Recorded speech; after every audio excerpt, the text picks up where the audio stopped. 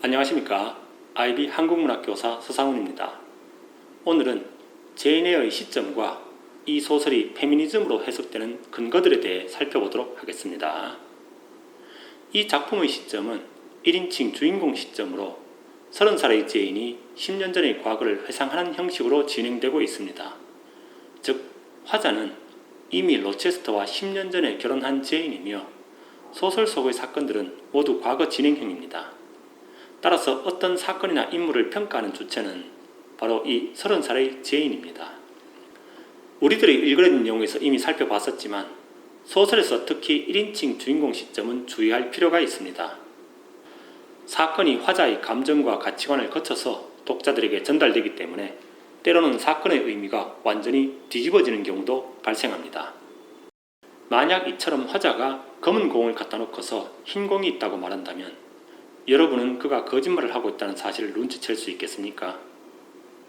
안타깝게도 대부분의 독자들은 그렇지 못합니다. 쉽게 화자의 말을 믿고 거기에 흰 공이 있었다고 믿어버립니다. 그렇다면 이 소설에서 1인칭 주인공 시점이 왜 중요할까요?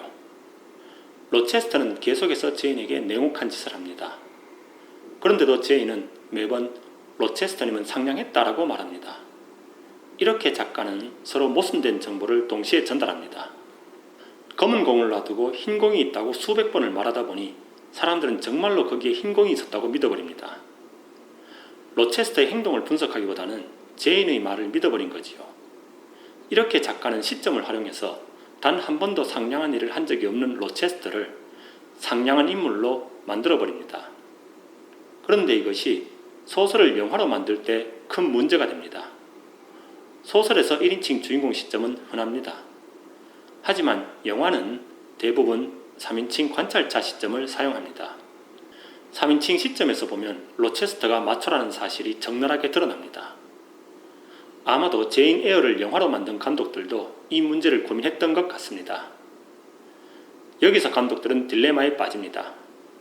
왜냐하면 독자들은 여전히 로체스터가 낭만적인 인물이라고 믿고 있기 때문입니다. 결국 감독들은 독자들이 믿고 있는 로체스터의 낭만성을 유지하기 위해 꽃미남 배우를 캐스팅해서 원작에는 없는 달콤한 대사들을 쏟아내게 합니다. 그 결과 영화 속의 로체스터를 원작과는 완전히 다른 정말로 낭만적인 캐릭터로 만들어버렸습니다. 그럼 이번에는 이 소설이 페미니즘으로 해석되는 중요한 근거들을 하나씩 살펴보겠습니다. 먼저 이 소설에서 가장 유명한 장면이자 제가 솜필드 선언이라고 부르는 장면입니다. 솜필드에 온 지 며칠 되지 않아 제인은 3층에 올라가서는 여성도 남성과 똑같은 역할을 할 수 있다. 여성에게도 동등한 기회가 주어져야 한다. 여성은 부엌에서 요리나 하는 존재가 아니다. 라고 선언합니다. 이 주장만 놓고 본다면 페미니즘이 맞습니다. 그런데 솜필드 선언을 할 당시의 제인은 아직까지 제대로 남성을 만나본 적이 없습니다. 즉, 여성이라기보다는 아이에 더 가깝습니다.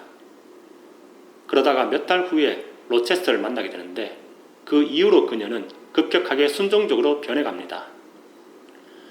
이렇게 본다면 솜필드 선언은 아직 사랑을 해본 적이 없는 철없는 여자의 넋두리에 불과하게 됩니다.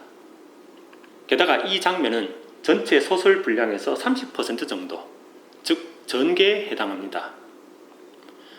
만약 이런 주장이 결말에 나왔다면 저도 이 소설을 페미니즘 소설로 인정했을 겁니다. 그렇다면 솜필드 선언을 결말의 제인의 대사와 비교해보지요.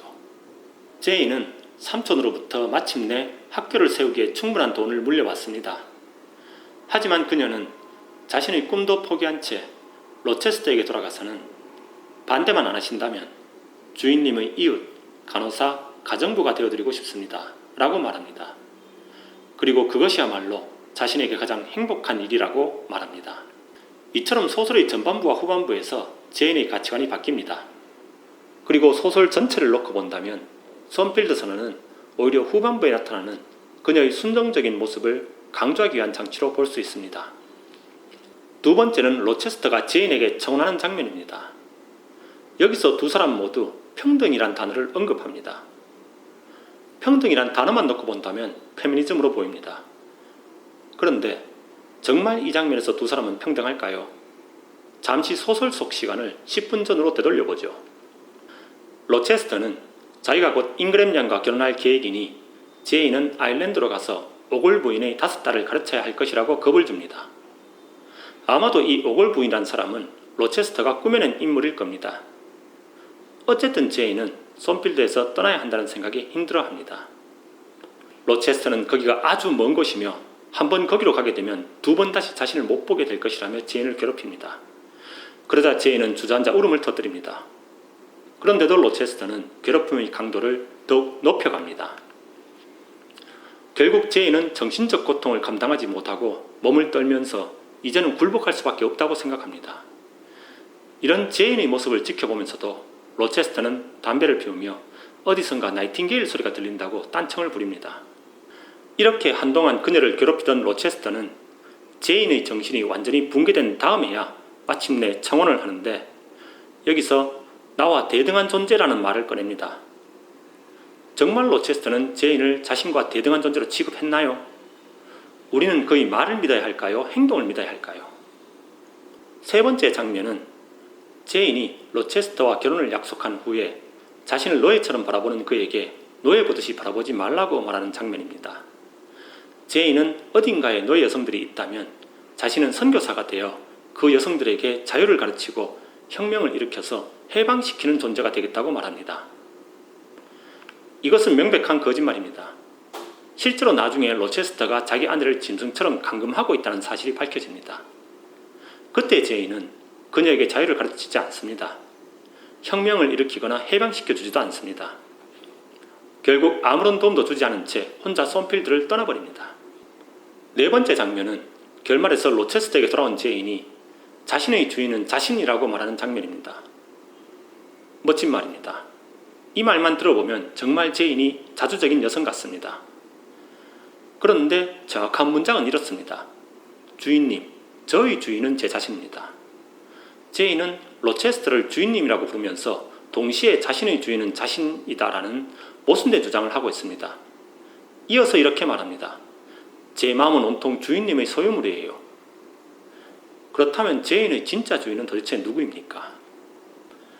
이 주인님이란 단어는 원문에서는 My dear master인데 당시에 피고용인이 고용주를 부르는 일반적인 호칭이었습니다.